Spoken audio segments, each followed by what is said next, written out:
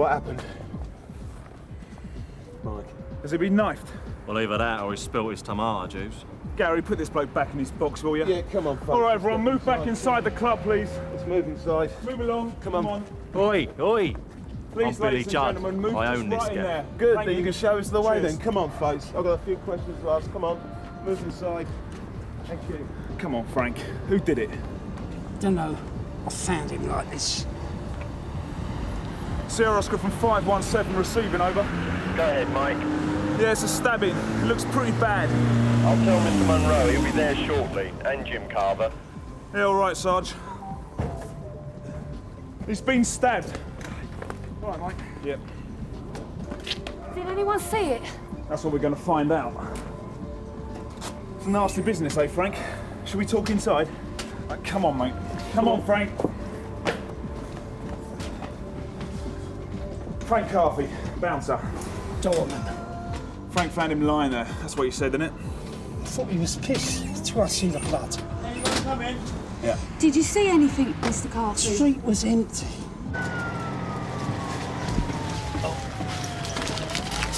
He wasn't robbed. Okay, his name's Lee Sugden, he's 20 years old. You didn't hear anything? No shouting? Cries for help? I find that very hard to believe. Well, if it happened outside and we was all in here, we wouldn't have, would we? All right, then. So before this lad went outside and got himself stabbed, was he in here? Come on. If he was here, you must have seen him. Was he in here drinking? I've got this idea the geezer was drinking at the bar, by himself. But then he must have left. About what time? Didn't notice. Sorry. He was a big lad, hard to miss. Well, someone must have seen him leave. Did you? What about you? We'll take a look at your licence, Billy. Whatever you're selling your customers is making them deaf, dumb and blind. Right, let's take their details. Warren not in tonight? He was, but he left. About 11. If not before. Doesn't sound like Warren. Oh, it's his new fiancée. Nice girl, but she keeps him like that. Don't go away. Polly. Do you know the Judds? Only by reputation. Yeah, Billy and Bob. They own this dump. Just do me a favour. Just keep them busy for a while. Yeah. Can you tell me what time you got here? You worked here long? Long enough. 4 months. Ever since you got out of Nick? Yeah, more or less.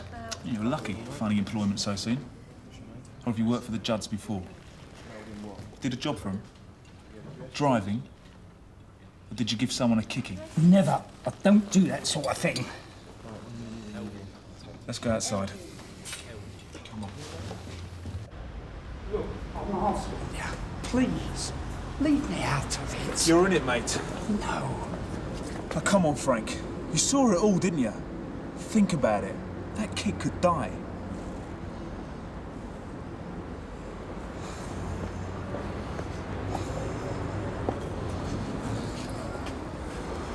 Okay, yeah, I saw it.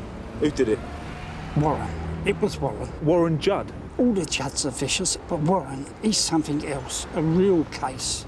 This guy was eyeballing Warren's girlfriend. Hey, Frank! Look, I told you, I don't know nothing. Go and bother somebody else.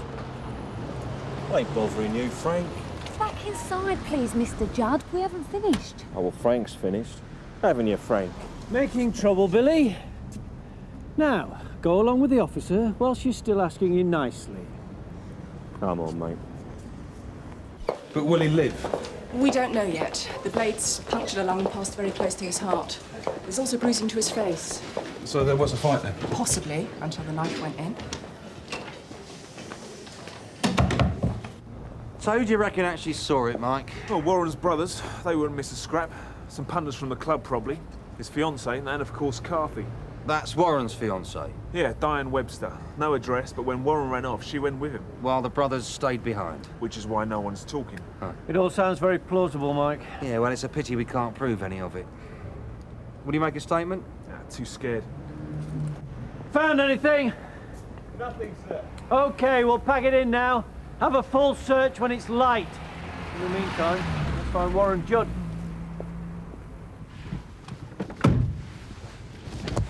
The Judds employ you as a bouncer. Doorman, Have you known them long? since they were snot-nosed kids. I was a mate of their dad's. That's why you're being so loyal. It's not loyalty, it's common sense. Why should I stick my neck out? I'd only break it. This lad that Warren stabbed, Lee Sugden, What about him? well, he could die. If he lives, God knows what state he'll be in. So? So why don't you help us, Frank? Look, you saw Warren stab Lee Sugden. Will you make a statement? Or we can give you protection. Or we can make you testify, issue a summons. Can I go now, please? They'll be at the station. Tomorrow morning, 9 o'clock sharp. I'll do my best, Mr. Carver.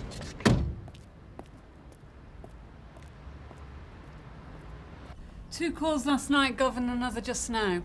Men who were in the club and saw it happen, all fingering Warren Judd. Possible witnesses? No, they didn't leave their name. Still, the last one told us where we can find Warren Judd. I'd begun to think the little scrot had gone for good. Where did he vanish to? His fiancée's place. Did the night shift look there? Because he looked everywhere else. Yeah, they couldn't find her address. Warren's brothers had given us the wrong name. Webster instead of Webb. But you got it now. Yeah. You won't get anything from Warren or anybody else, not if the brothers have been busy. You're in for a frustrating few hours. But stick with it, Joe. The Judds have gone too far this time. And people are going to want to see Warren go down. You can use that. Yeah. Maybe the victim will recover. But in the meantime, have another go at the bouncer. I'll get on to CPS, see if they can help us out. We've got to try all the angles. Morning, sir. Morning, Josh. Won't bother settling in if I were you. He did it then. Seems pretty certain. Do you know when he is? I think so. He's at Diane Webb's, 21 Lancia Gardens. She's his fiancée. Great. Well, it's good to kick off with an easy one. There are a few problems, Tosh. Such as?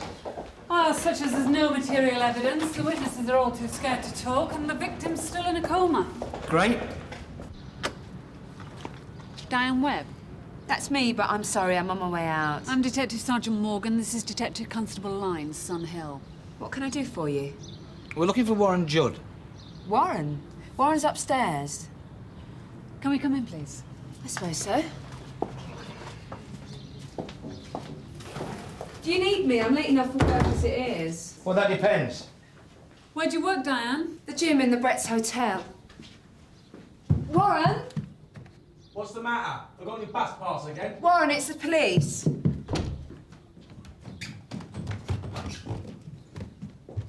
DS Morgan, this is DC Lyons.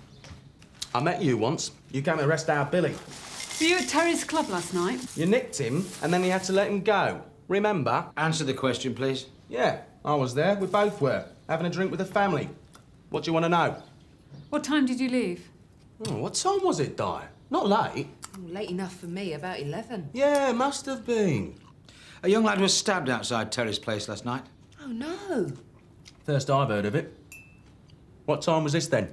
Just before 1 o'clock. I told you we left long before that. Have you got witnesses who can verify this? Yeah, loads. Oh? I mean, we didn't exactly slip out quietly. Lots of people saw us go. OK, Warren, let's continue this down at the station, shall we? What are you saying exactly? I go down the station of my own free will? Or we arrest you. Well, it's nice to have the choice. Warren, let me put this to you. You saw Lee Sugden eyeing up Diane. You took exception to this and you told him so. Maybe Sugden called you outside. He's a big lad. Is he? I've never met him, so I wouldn't know. He probably thought he could sort it out. And the two of you went outside and things got out of hand. You make it sound like it was his fault. Come again, son. This geezer that got done, the way she tells it, it's like he brought it on himself. You're not trying to make it easy for me to put my hands up, are you? Why don't you, Warren? Save yourself the bother. We all know you did it. I didn't do it. I told you I wasn't there. You're a violent man, aren't you, Warren? Me? No. You've got form for it. ABH, assault, malicious wounding. You've got 2 convictions for possessing an offensive weapon. A knife. Do you still carry a knife, Warren? No.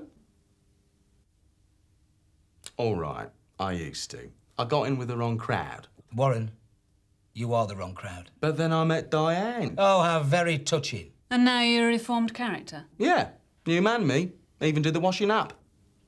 Look, if you've got anything, witnesses, or I don't know, whatever you need to charge me, do it.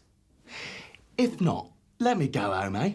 I don't want to get my brief out, but if this goes on much longer... OK, Warren. Interview terminated at 10:22. What? You can go. You know we'll never see him again. He'll be on the next flight to Spain. I think you're wrong, Tosh. Well, half his family's there, most of his mates. He's not going to be lonely, is he? OK, so why didn't he go last night? Oh, God knows. If Warren does a runner, he's admitting he's guilty. Oh, well, that's all right, then. Once he gets to Torremolinos, we'll just close the case. Tosh, think about how he was. Calm and cocky. He reckons his big brothers have got it all sewn up. Am I right? Maybe. You'd be damn sure they were busy last night putting the screws on people. Now, Warren's decided to stay and face it out. Even so, Sarge, I'd be a lot happier if he was sitting in a cell. Yeah, well, I'll be happy when he's banged up for good. If we'd have kept him now, he'd have called in the family's tame brief, and I want to talk to Diane Webb without a lawyer in the way. I bet that makes you pruny. Excuse me, love. No, sorry, love, I don't want to swim. I want Diane Webb. She does work here, doesn't she? Detective Sergeant Morgan, Sun Hill. Oh, I'm sorry. I thought it was your membership card. Hey, Graham, can you take this? Yeah. Won't be a minute.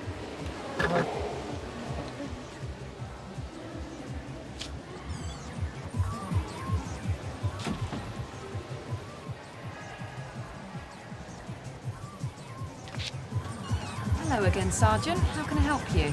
She likes the limelight, doesn't she? Have we not found the weapon? Uniform is still looking.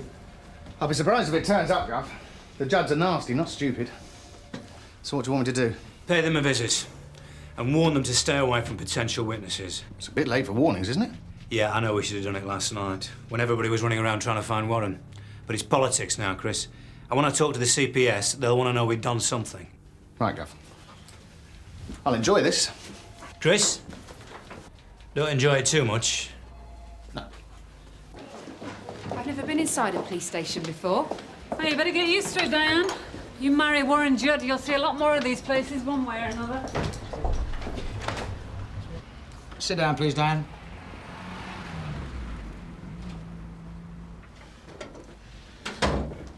OK, Diane, we'll be straight with you, in the hope that you'll be straight with us. Now, we've had to let Warren go because at the moment we don't have enough evidence to charge him. But we know he did it and we'll prove it. Warren didn't do it. He wasn't even there. Well, let's talk about that.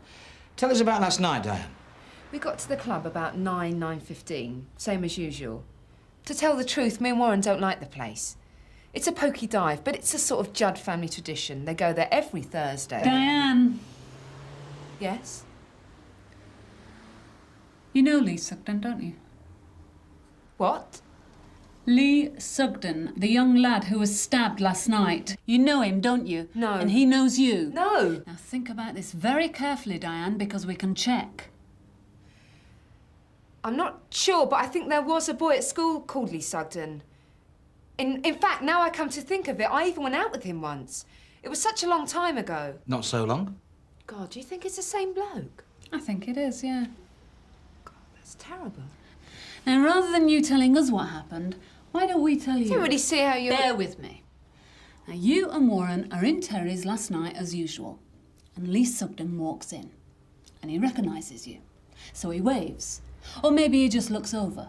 Did you wave back at him? I wasn't there. Now, Warren being Warren takes exception to this. He goes over to Lee, and he says something to him.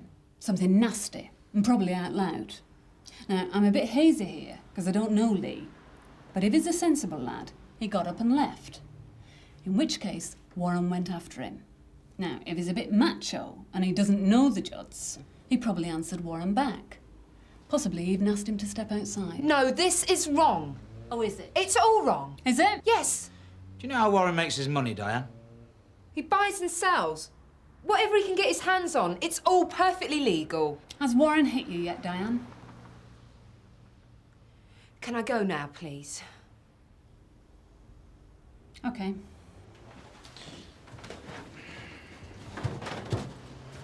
Diane, think about all this. About what happened last night. And Lee Sugden in hospital, quite possibly dying. And just try to imagine what life would be like married to Warren Judd, eh? Come on.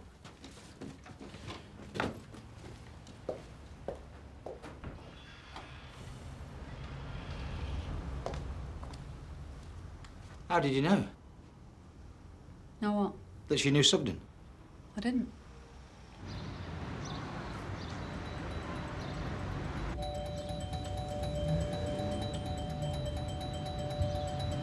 Oi, do you mind? You're Billy in. Who wants to know? I do. Oh, you can't just barge in here like that! Who says crime doesn't pay? Billy! Inspector Deakin. Go on, get lost. You be knocking over junk shops, Billy. He's not an inspector anymore. Isn't that right, Sergeant? Good Lord. Little Warren as well. You're here for a reason, Mr. Deakin, or you're just passing. Oh, I come here for a reason. We all know what went down last night. You won't stick that one on me. I was long gone. You will be, son. I've come here to tell you, all three of you, to stay away from the witnesses. There were no witnesses. No one saw anything. You'll have to stay away from everyone then. All the slags and no-hopers who drink in that scrotty little club of yours. Don't be stupid. They're our friends. People like you don't have friends.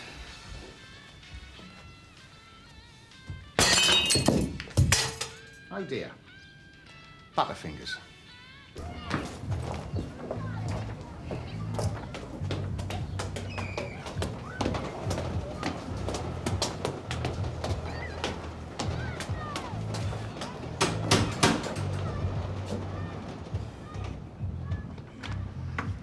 Oh, no, Frank I don't want Carthy. to talk to you. Yeah, we know that. Why didn't you report to the station this morning, Mr. Carthy? DC lines. Don't Yes, tell Morgan. me I don't want to know.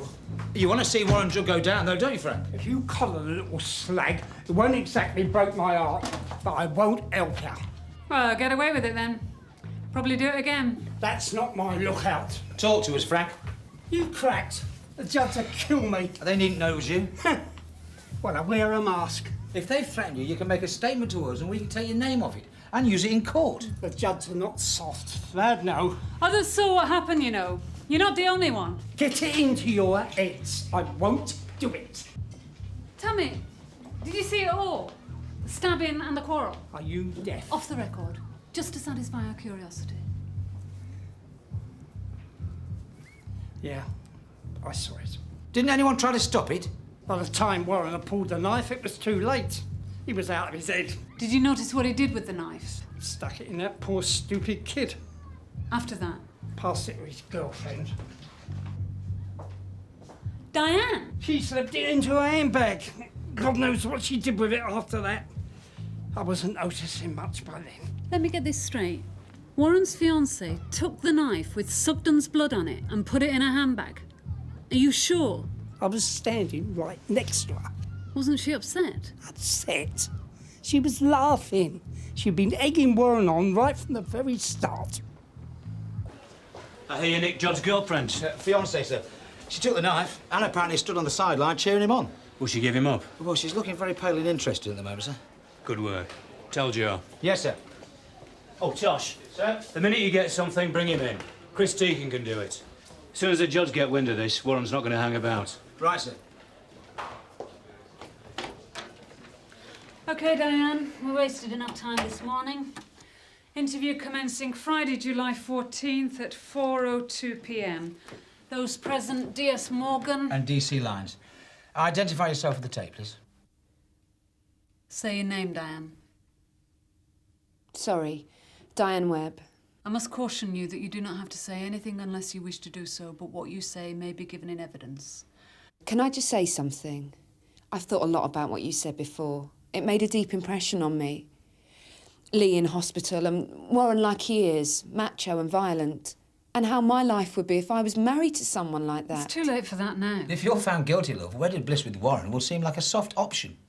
After Warren stabbed Lee Sugden, he handed you the knife. Isn't that right? Just a minute. Diane, you were seen. You took the knife from Warren and you put it in your bag. Did you wipe it first, or did you just pop it in, you know, blood and all? You can't prove this. No one will give evidence. Oh, yes, the big brothers. They've been busy little bees, haven't they? We know all about that. Fortunately, the law has ways of dealing with the intimidation of witnesses. Under the 1987 Criminal Justice Act, if a witness is in fear, a statement can be submitted to the court anonymously, with the name taken off. And when the word gets round, we'll have them queuing up. I tried to stop it. Lee kept on waving to me, calling. At first I ignored him. I could see it was winding Warren up. I thought Lee'd get the message. Warren suddenly freaked. Then it all happened so fast. So you're confirming that Warren Judd did stab Lee Sugden? Say it out loud for the tape, Diane. Yes, Warren stabbed him. I've tried to leave him, lots of times. I told him only last week we had to finish. He went berserk. Diane, I don't believe you. You're not upset by his violence, are you? Of course I am. You love it. It turns you on. It's what attracted you to the little sug in the first place. No! You urged Warren to attack Sugden. You egged him on. That's what we heard. You're as guilty as he is, Diane. Attempted murder. I never thought he'd use a knife. You must have known he carried one, though. No, I swear to God. Look, I'll tell you where to find the knife. Why should we care about that? It'll have Warren's fingerprints on it. And Lee Sugden's blood. You can use it to get Warren. Then you can leave me out of this. OK. Tell us. Where did you hide it? There's a litter bin. No, that's fine, Burns. No. Right, you lot, come on. Hang on a minute. Hang on. What? Where? Joe and Tosh have got to talking.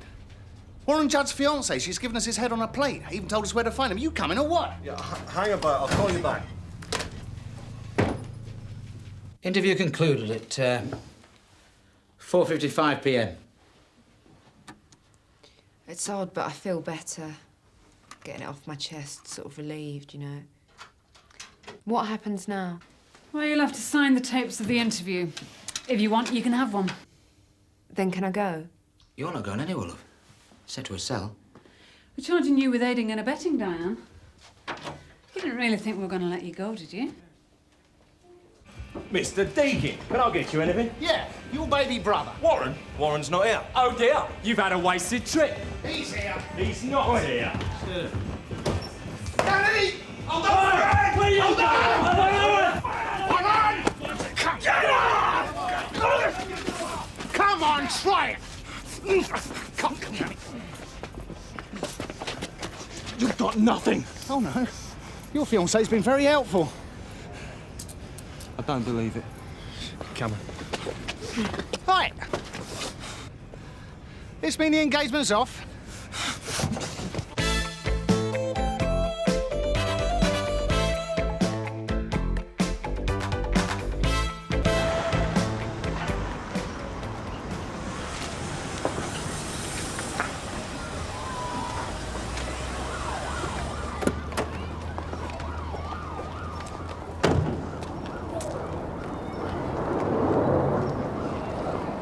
Come on, ladies, there's nothing for you to see. Thank you. Sergeant Steele's with the body in the bedroom at the back. Thank you, Mike. See if you can clear this lot. Sir. OK, ladies and gentlemen, please move right back away from the flat. Thank you. A bit of a mess. Yeah, it's looking like kids like that or drug addicts. God knows what they expected to find here, though. FME? It's on our way. Should be here any time. Show a bit of respect, eh? The deceased is a Mr. Kishan Singh in his 70s. What about next of kin? Well, the Housing Association came up with a daughter. The last address they had first, 20 years out of date. Looks like Mr. Singh has been dumped on the estate and forgotten. It was a neighbour that found him, sir. Ross McInnes. Name from the past, eh? Mr. McInnes is still very much on the scene, Ray. Yeah, forever the troublemaker. Where is he now? Upstairs, flat 5. McInnes, Sarge? Yeah, he used to be a probation officer. One of the bleeding heart persuasion. Name means nothing to me. No, well, it wouldn't. He hasn't been around for a while. I heard he got booted out. Had your crime prevention officer along. Ran up a list for us. How to make the flats secure. What happened? The Housing Association just shoved it on the back burner, like everything else down here. This isn't helping matters, Mr. McInnes. Inspector Munro. OK, John. Sir? Surprised you dare show your face. I told you often enough something like this was going to happen. No, we've tried to deal with it. Have you? Or so much for all your promises. I've always sought to form a partnership on this estate. The residents working with the police. Oh, yeah. All those cosy chats we've had with you, with community liaison. I have tried to back you up, Ross, to introduce initiatives. Save it for the inquest, eh? Inspector, tell it to them. You see, pension day's not until tomorrow, so it's hardly likely Mr. Singh would have had any cash sitting around the place. What about friends, neighbours? Is there anyone can tell us what he did have worth taking? No, I don't know. By all accounts, he kept himself pretty much to himself. Probably the most visitors he's had all year. Burma or Malaya, I guess. Yeah? Yeah, and then there's these. I can't see why a friend would have left those. They must be worth a few quid. Well, perhaps we're looking for a scrote with a sentimental streak, Ray. Ross, we want to catch the person who broke into Mr. Singh's flat as much as you do. But you're having a go at me. That's not going to help, is it? Oh, you know me, Andrew. I get hit up. I do understand. Is this your wife? Ex. She doesn't live here. She's the lucky one. You see your neighbours living in slums. In fear of their lives the minute they walk out the front door. Someone's got to shout for them, Andrew. And I've tried to support you in that. Sir, the FME's here. Thanks. Mr. McInnes? DC Skate, CID. Understand you found the body. Yeah. I pop into Checkenham most mornings. Is that an arrangement? No. Kishan. Mr. Singh. Last thing he'd accept was anyone looking after him. Proud man, was he? I have to make excuses. Could I borrow his newspaper, that sort of thing? What about this morning? I knocked. He knew I was coming down. The ignition on his gas fire hadn't been working. The association were taking their time sending someone round, as ever. I said I'd have a go. So what happened when he didn't answer the door? I let myself in. He used to keep the door on the latch. It's not very clever. Some people never learnt not to trust Mr. Skase. Different generation. The rest was as you found it. Mr. McInnes, have you any idea what the burglars might have been after? Notice anything taken? Yes. After I phoned you, I went back down. He kept it all in a shoebox under his sink. Or what? Cutlery. Silver. The real thing, not plated. It was the only thing he still had that he brought over after the war, part of his wife's dowry. He said when he touched it, it was like she was with him again. Like she was still alive. And it was gone. Do you see anyone hanging around the estate in the early hours? Anyone who doesn't belong? Oh, yeah. Last night. Every night. Who? Druggies. Life's pile of rubbish. Any chance you might recognise them again? Oh, yes. I'd know him. No fear on that account. What have you got, Lucy? Means of entry. He yacked the air vent out, probably with a bit of wire. Just enough to get his arm through and slip the window. Had the same MO and a couple of others down here. At least 3 I've been called to. A couple of the neighbours reckon that the flat entrances are a popular haunt for kids doing drugs. Later at night, it's a regular little supermarket round here. What about descriptions? Vague. Most of them are too scared to go out when they hear the kids shouting. But I got a list of nicknames that they remembered hearing. Daz, CD. Yeah, CD came up a few times. Does it mean anything? Possibly. I'm pronouncing life extinct at 09:28 hours. He's been dead at least 8 hours. Any ideas on the cause of death? I'll leave that for the post-mortem to sort out. But? Well, my initial examination reveals no sign of bruising. There's nothing to indicate a violent assault. So we could just be talking shock, heart failure. If I said yes, I'd be guessing. But either way, whether he was pushed or some intruder scared him to death, it isn't any less nasty, is it? As yet, there's nothing to suggest he was murder or manslaughter. Even so, I want it treated as suspicious till we know otherwise. So what about the users who were hanging about? Rod's case has picked up a few of their nicknames. One sounds promising, CD, Colin Drake. The MO fits as well. What about drugs? Early this year, 1 caution for possession, but strictly small time. Well, that doesn't mean to say he hasn't moved on, got himself a habit. So, Look, it's our bag at the moment, but if Amit do take it on, let's show him we haven't been sitting on our hands, yeah? right. The Antrim Green Estate. I can think of better places to end your days. McInnes is a troublemaker. He was always mouthing off when he was in the probation service. Yes, sir, but he has got a point about the estate. He's just been left to rot. So tell him to write to his MP. We could police it better, sir. I have made repeated requests for extra policing on that estate. I can't just dream up officers out the ether, Andrew. No more than you. It's just that every time I've tried to make a show on that estate, I've lost bodies to CID, special duties, public order, whatever. But we do what we can. McInnes knows the score. He fought hard enough to keep his clients out of prison on the streets. What else does he expect? You reap what you sow, is that it, sir? Yeah, something like that. Next time, don't make promises you can't deliver.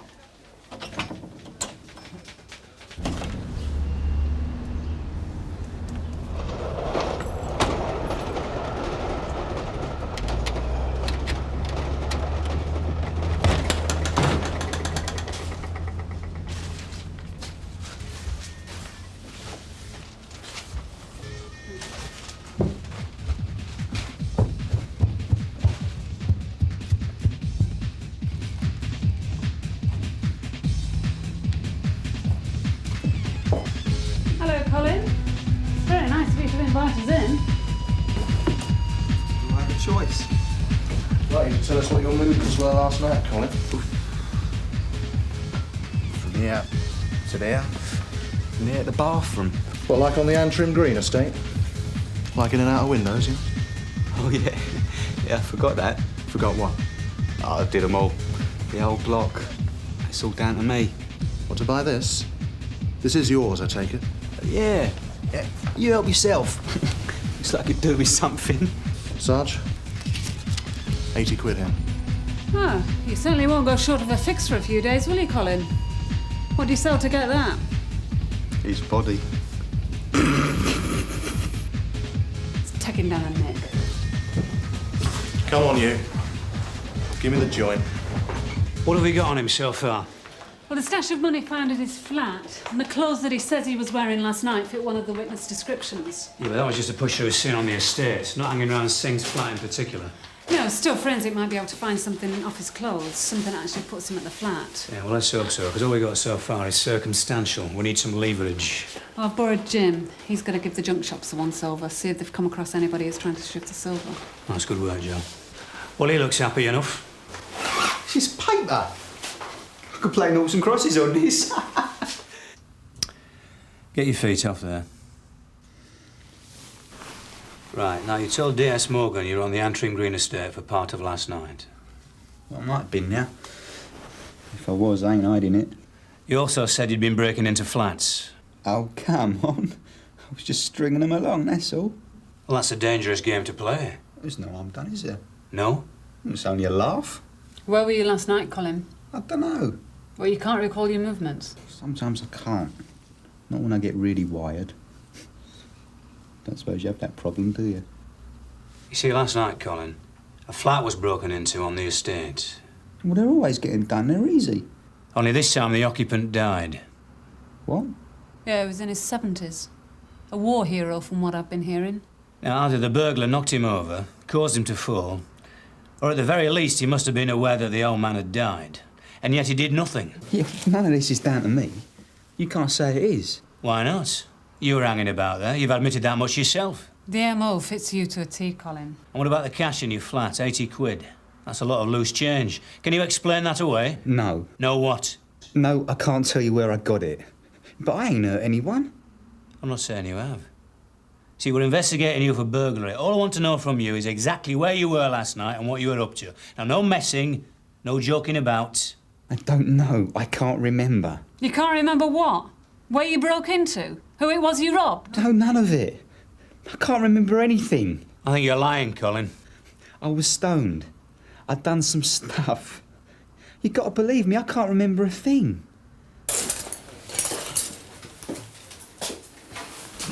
Good grub. Doesn't look like you've seen much of that lately. Better things to spend your money on, eh? You know the other two? The ones who are interviewing me? DCI Meadows and DS Morgan? Yeah. They want to know where I was last night. Well, tell them. I can't. See, if I do, I'll drop someone else in it. Well, I'm not the one to tell. I'm the custody sergeant, not the investigating officer. But if I give you a name in here, it's not on tape, right? It don't count? Then she can't get done, can she? She'll just say I was with her last night and that'll be okay. She can't get done for what, Colin? The drugs. It's me that got her into them. So you got them for her? She didn't fit in, right? She don't know how to deal with pushers. But she dealt with you? Yeah, that's different. Who is she, Colin? DCI Meadows. I'm looking for Karen Peters. That's her. Karen Peters. Sorry, I'm in the middle of... I'm DCI Meadows. This is DS Morgan, Metropolitan Police, Songhill. We're investigating a serious incident and we'd like to talk to you about Colin Drake. Do you want to come this way?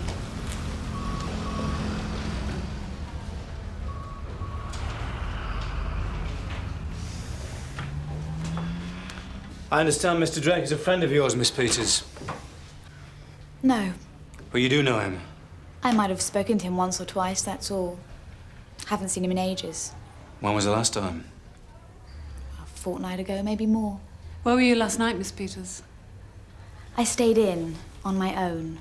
So why would Colin tell us that he scored some coke for you, brought it to your flat, and stayed there till about 6 o'clock this morning? That's rubbish. Really? You believe him rather than me. Do I look like the sort to use drugs? So what sort are you? You just dabble once in a while, do you? Miss Peters, at this moment in time, we're not interested one way or another what illegal substances you may or may not be taking. What we want to know is, was Colin Drake at your flat last night? All night? I've said no. If you're lying, you're not doing your friend any favours. How many times? Colin Drake is not my friend. I did not spend last night with him. What would I be doing, hanging around with someone like that? A drug addict? Holly, you got something for me? Yeah, Mr. Cornwell, pawnbroker on Peabody Street. Eddie, what's he want? Says, can you contact him? Something about cutlery. Says he might be able to help. Yeah, I bet he can. She's come over, hasn't she? She's told you I was with her. The tape Mr. Drake has supplied us with a name he believed... What do you mean, believed? He believed would confirm an alibi he supplied. I don't believe it. Oh, the pitch. All right, Colin, I'll ask you again. Is there anybody who can verify your whereabouts last night, say from 11 o'clock onwards? Only her. And who's that? You know. For the tape, Colin.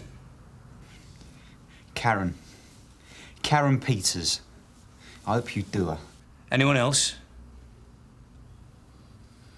Come on, you scored some drugs last night. Who was that off? I can't grasp them.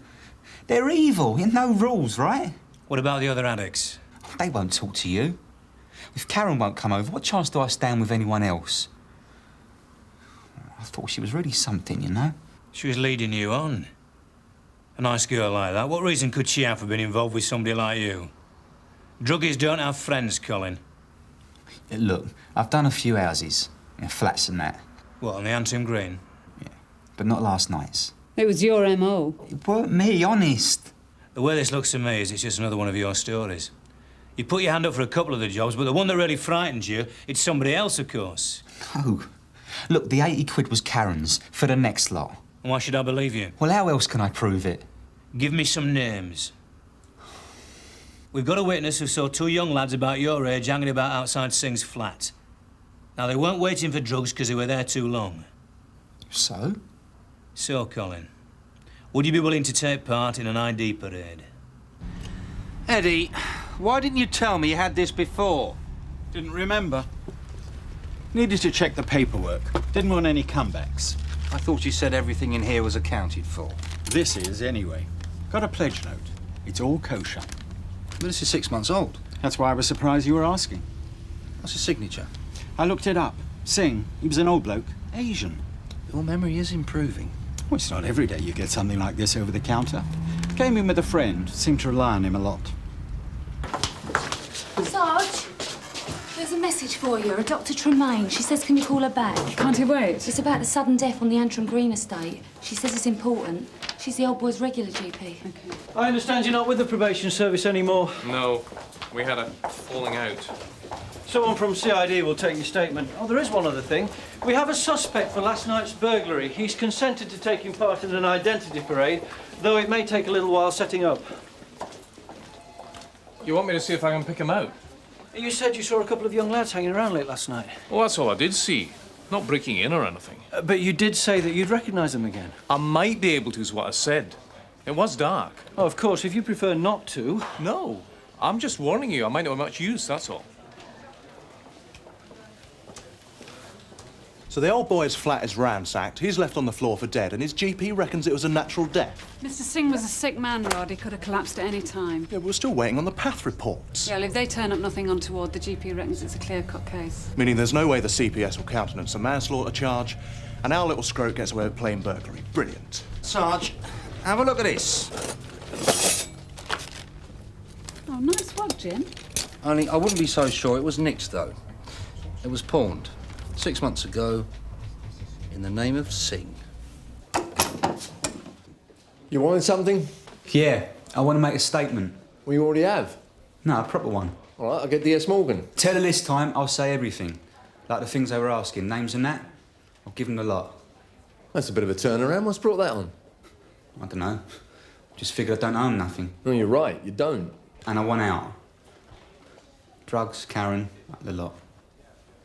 It was McInnes who told us the cutlery was missing in the first place. It's always possible he didn't know that Mr. Singh had pawned the stuff. Hardly, sir. By his own account, he was in and out of Singh's flat all the time. No, I don't buy it. I've had dealings with Ross McInnes going back years. Bit of a hothead by all accounts. He fights his corner, yes, sir. But at the end of the day, I trust him. You set a lot of store by him, don't you, Andrew? There's no way he'd cheat his neighbours. He's fought hard for that estate. The only one who has. There is something else, sir. Mr. Singh wasn't on his own when he pawned the silver. The pawnbroker said he had a friend with him. Tall, probably about 6 foot, dark hair, and he spoke with an accent, either Irish or Scottish. Ring any bells?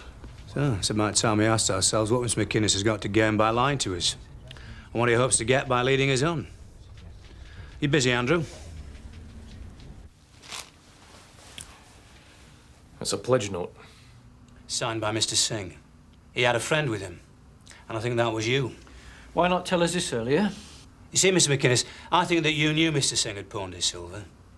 And why not? It was worth quite a bit. And what was to stop you nipping down there in a week or so and redeeming his pledge? No. Well, why else would you want us to think it had been nicked? You thought you were onto a winner, didn't you? I wouldn't do that. Why not? Oh, yes, of course. You wouldn't do anything to hurt your neighbours, would you? You stick up for them.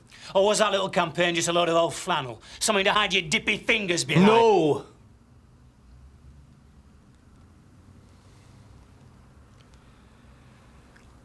I only said about the silver to get a response. To make you listen. How do you mean? There was no burglary. Nobody broke in. It was a natural death.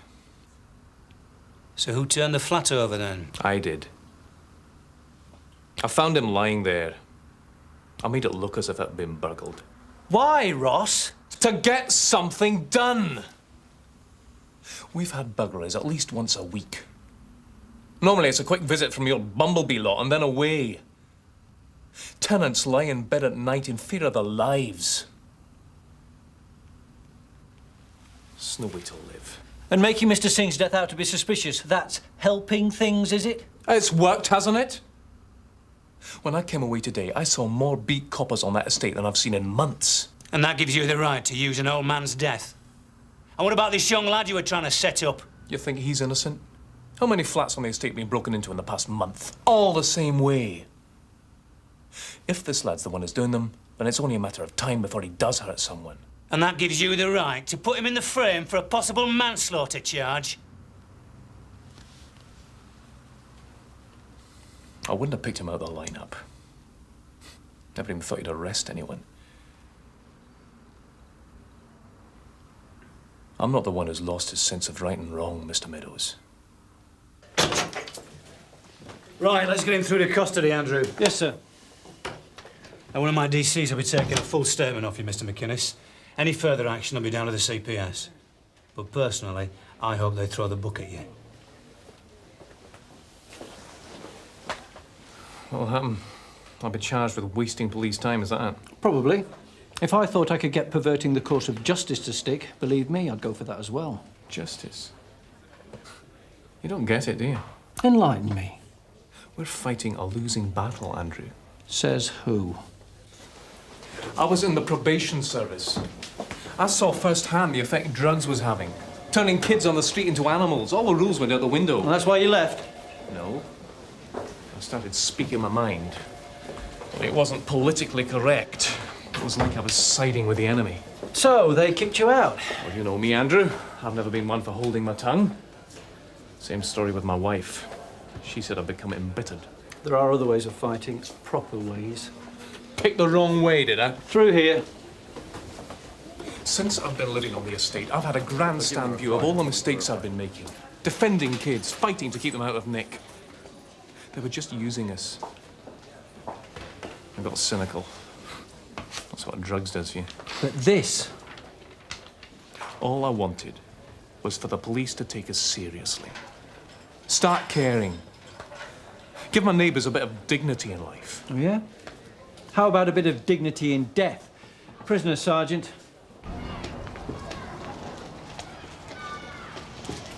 The caretaker wants to know if we finished here. He's a bit eager. Yeah, they want to get it cleared. In demand, is it? He reckons they've got a waiting list. This place won't be empty long. No, I don't suppose it will. It's not much to call home.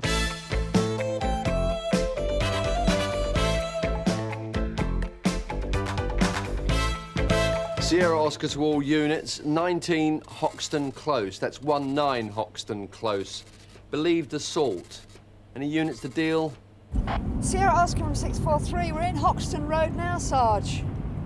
Cheers, June. That's the new development at the junction with Gatley Road. Informant's anonymous, but it sounds serious.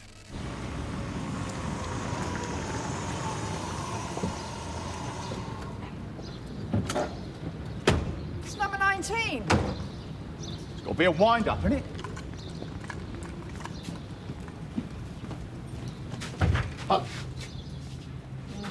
Hello? Anyone home? Hello? It's the police. They managed to make these look like they're lived in, do they? Yeah, well, they're out to sell you a mortgage, not a home. And a double glazing. Don't you get sick of the phone calls? Hello, anybody there?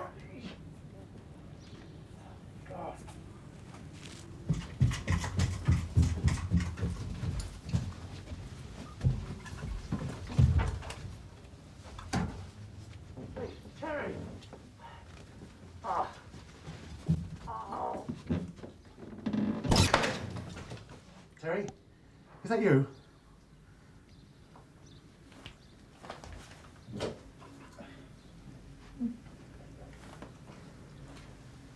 Come on, Teresa. This joke's gone far enough.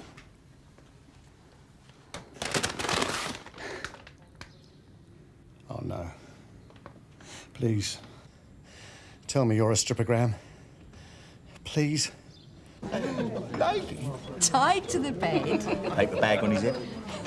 And a rosette for third prize on his pride and joy. You kidding? He didn't seem very happy about it. Oh, come on, Teresa, this joke's gone far enough. Who's Teresa? Dunno, but she tied a mean reef knot. He wouldn't say. For some reason, he doesn't want to press charges. Oh, I wonder why. It must have come as a bit of a surprise when he took his paper bag off, eh? He did seem a bit phased, didn't he? Yeah, I don't think we'll be bothering with that Advanced Techniques Volume 2 for a while. Come on, Kath. Amazing, isn't it? Makes you think. So, what's this Advanced Techniques Volume 2, then?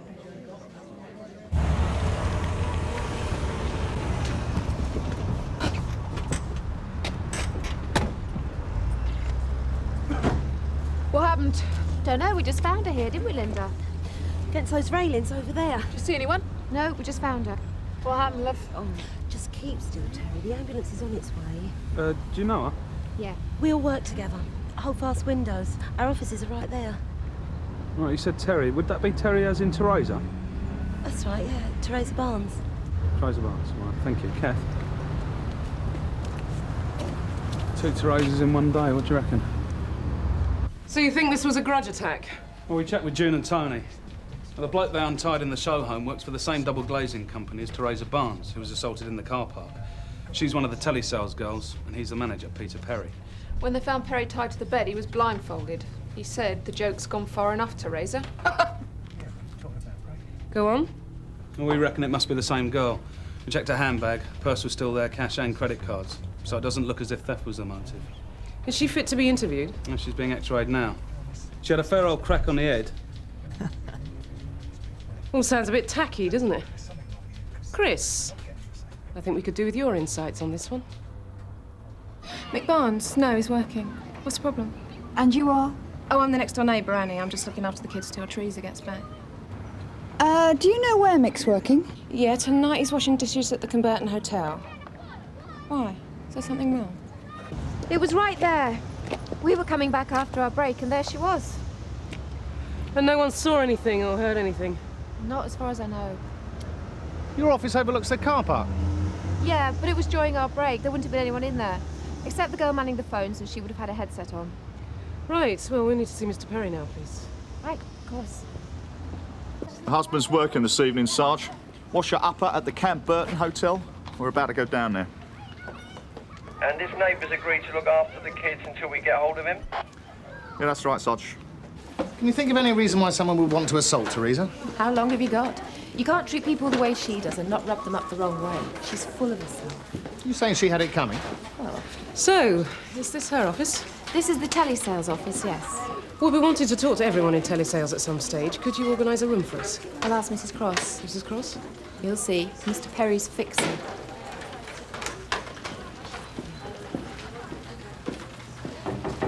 Come in.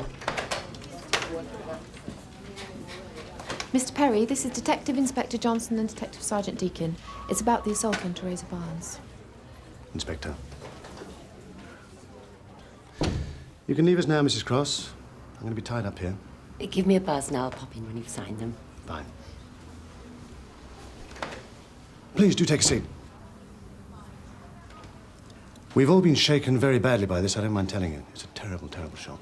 Mr. Perry, where were you at the time of the attack on Teresa Barnes? Right here in the office, why? And can anyone verify that? Excuse me? We know what you were doing earlier on this afternoon in the show home with someone by the name of Teresa. We also know about the compromising situation she left you in. Was it Teresa Barnes who was with you? Mr. Perry? Yes. Yes, it was. Mr. Perry, I'm not arresting you. Arresting me? I must caution you that you do not have to say anything unless you wish to do so, but what you say may be given in evidence. I have told you I was in the office here when Teresa was assaulted. I was working. And can anyone confirm that? I don't know. Well, Anthea, possibly. That's Mrs. Cross, my secretary. Chris? Inspector, I appreciate you're only trying to do your job. But do I look like a woman beater? I mean, really. I love women. I adore them. I don't beat them. Everyone takes their break at the same time? No, I was right here. We're very busy at the moment. Was Mr. Perry in the building? He was in his office as well. Between 5 and 6? Yes. Is there any particular reason why you're asking me these questions? He didn't pop out for anything? Bite to eat, cup of coffee? No, he didn't go anywhere. Oh, Teresa was notorious for her, how should we say, her extramarital situations. It could have been any number of possessive lovers, resentful wives. I say this in strictest confidence. I understand you were very angry about what happened at the show house this afternoon. Practical jokes like that have a habit of turning nasty. Do you know what, Inspector? I hesitate to tell you how to do your job, but you mustn't always assume the obvious. Mrs. Cross has confirmed that Mr. Perry was in his office between 5 and 6 o'clock this evening, ma'am.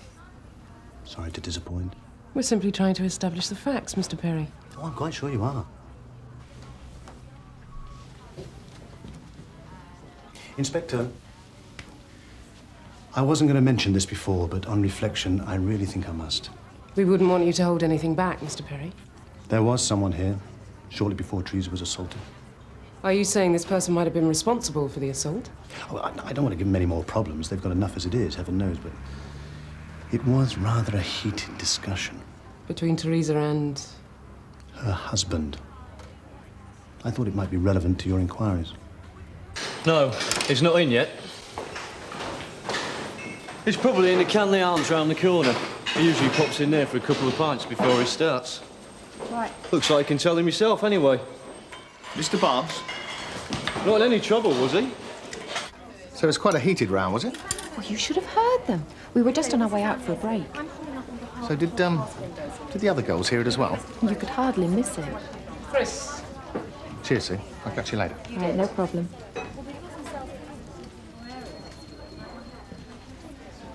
They found the husband. He didn't run her when he saw a uniform. They're taking him back to the Nick now. Oh, that's a pity. I was sort of hoping it was a smarmy getting a suit.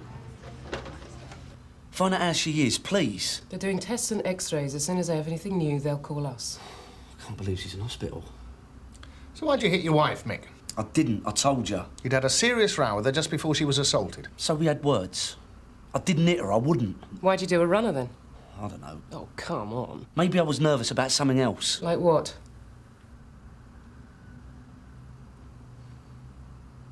All right. I had some food away from the restaurant. A few steaks and that. I thought we might have found out about it and got the police in. Is this a wind-up, Michael? No. Look, we're not that well off, right? I've only got the job one night a week. On the black, yeah? Yeah. And Terry doesn't earn a fortune either. Look, I was on edge, all right? I'll tell you how we're going to do this, Mick. We're going to talk to Terry. If she confirms that you weren't the person who assaulted her, you'll be released and you can go and see her, all right? I can't believe you actually think I'd do that to my own wife. The people at the office said you were pretty annoyed. Yeah, I should never have gone round there. Why did you? Mick? It was a phone call.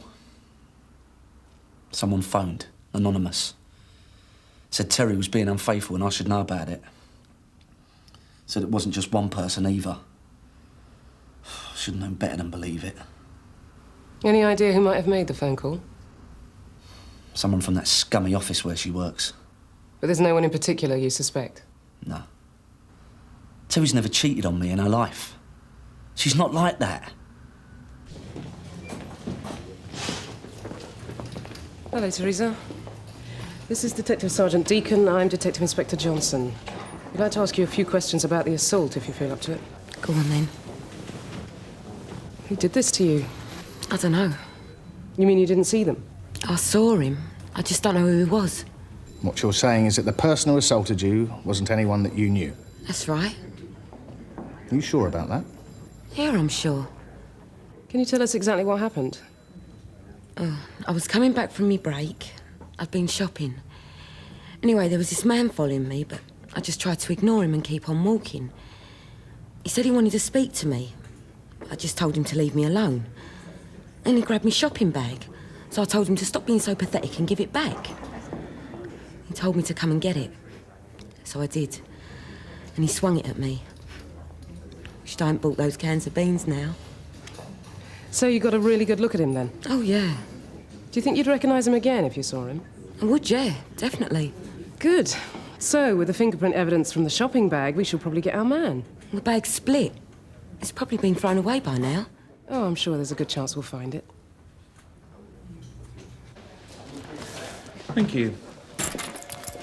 The next time a policeman approaches you, don't run off. He doesn't quite create the right impression. Yeah, I'll try and remember. Mum? Right. We'll be talking to Teresa again when she's up to it. I'll tell her. There's a woman out front. Says she wants to speak to the person who's dealing with the Teresa Barnes assault. It's got to be off the record or I don't say anything. Yep, fine. Only I've got my job to think of. Really, it's not a problem. What did you want to say to us? It was Mr. Perry who beat up Teresa. Take a seat.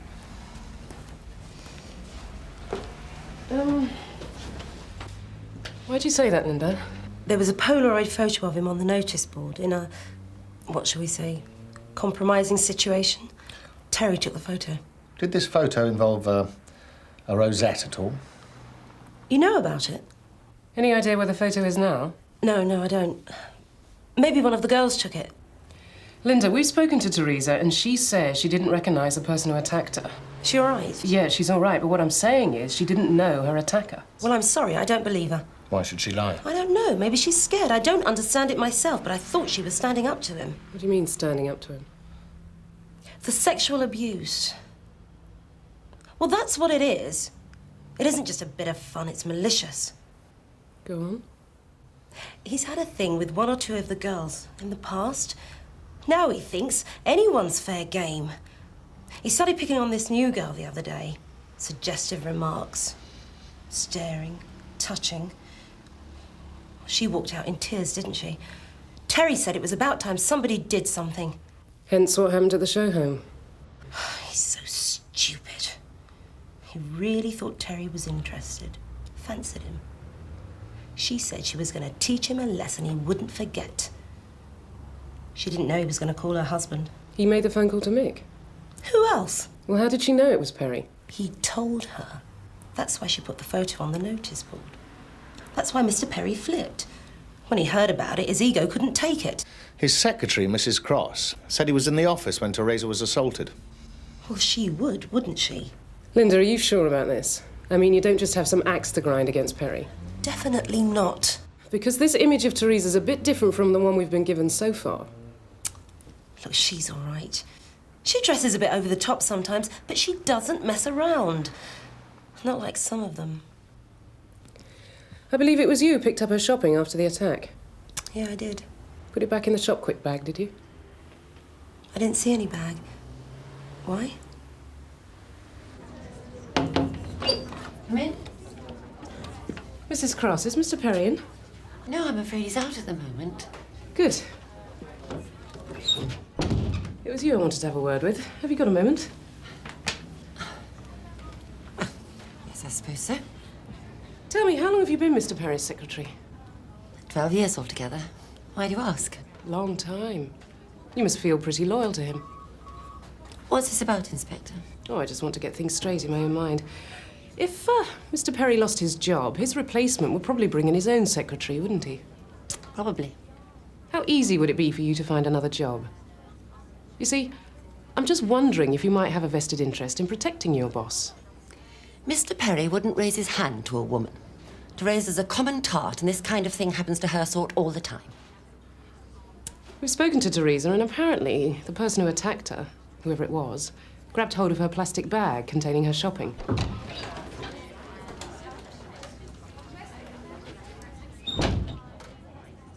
He hit her with it. It was a tin which caused the deep cut on her forehead, apparently.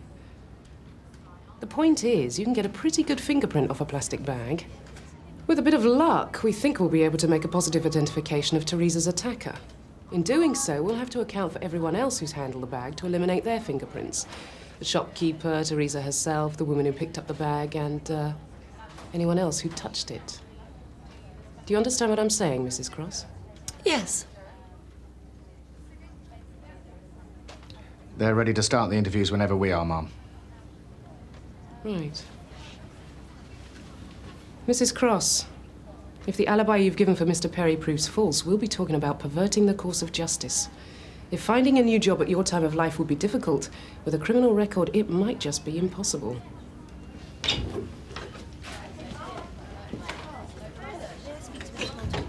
So the shopping bag's at forensics, is it? I haven't got a clue where it is. But the idea of fingerprints worried Teresa, and it sure as hell put the wind up Mrs. Cross. Oh, it's nice to see you sailing close to it. St Hugh's Hospital, Bethany Ward. Disturbance. Yeah, right, Sarge, on way. Kim, we're looking for people who might have a motive. The names would be useful. In confidence. Who she had affairs with, Kim? I don't know any names. Look, she is well known for it. Ask anyone. Do you know anything about a Polaroid photograph on the notice board? No. Are you sure of that? Yes, I'm sure. I don't know what you're talking about. Mrs. Barnes was asking him to leave. He wouldn't. Just kept shouting. So I went over and said something, and he just lashed out. What does this man look like? Tall, well-dressed. He was wearing a suit. Didn't hear what the argument was about. He kept saying something about he wanted the picture. Where is it? Where is it? He kept asking her, calling her all the names under the sun. I think I'm going to have another word with her.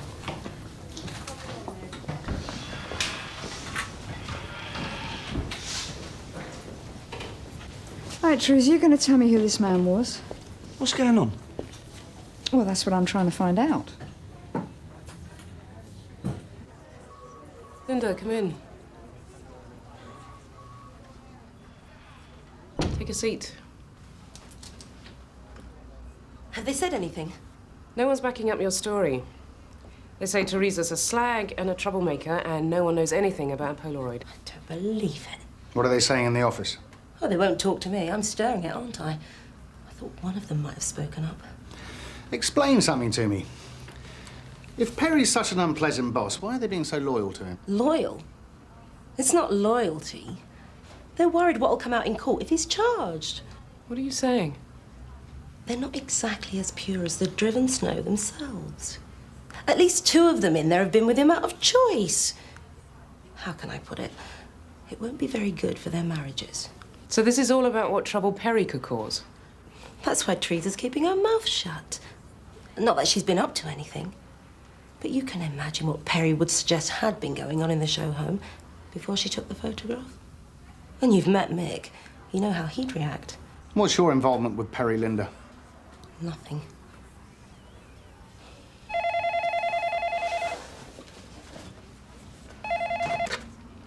Detective Inspector Johnson.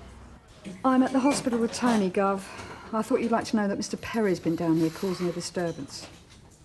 Well, apparently he's desperate to get hold of a Polaroid photo or something.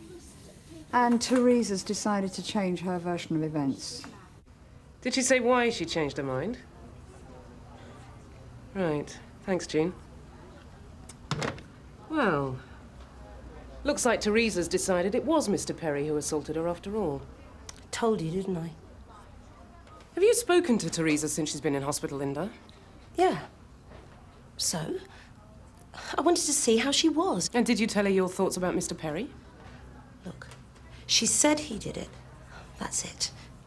What's the problem? Arrest him. You see, I'm just wondering why it is she suddenly changed her mind. First it was someone she didn't recognize, then suddenly it's Mr. Perry. After what she did to him at the show home, she obviously bears a grudge against him, a grudge which you appear to share. That's ridiculous. She's telling the truth. And then there's his alibi. Mrs. Cross is lying. She's protecting him. On the other hand, it does suggest the Polaroid at least exists. Is that why he hit her in the first place, because she wouldn't give it to him? She wouldn't give it to him because she didn't have it.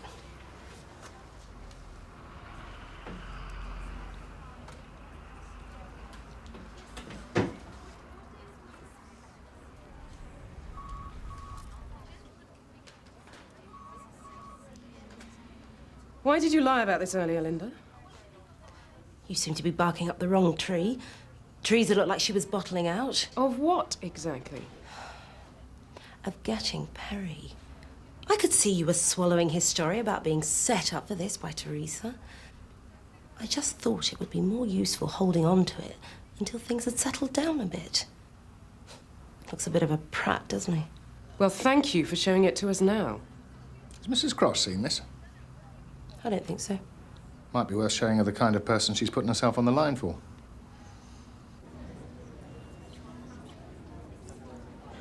Mrs. Cross, is there any chance you were mistaken when you said that Mr. Perry was in his office when Teresa was assaulted? Mrs. Cross, I realise this is difficult for you, but we've just heard that a man answering Mr. Perry's description was seen at the hospital visiting Teresa. In his eagerness to get hold of that photograph, he has assaulted one of the nurses. Now, if Mr. Perry's fingerprints do end up being on that shopping bag, he'll be going down for a long stretch. He's always been a bit of a rogue, but he swore he'd never be involved in this sort of thing. Just how keen are you to go down with him, Mrs. Cross?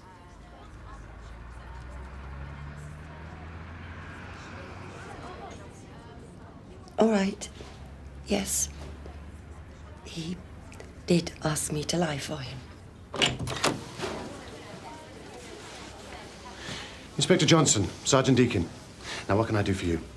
Well, for starters, Mr. Perry, you can come down to the station. I'm sorry? I'm arresting you for the assault on Teresa Barnes. You do not have to say anything unless you wish to do so, but what you say may be given in evidence. You stupid, stupid woman. That's quite enough, Mr. Perry. We'll need you to come down to Sun Hill later to make a statement. That's a nice result, Gov.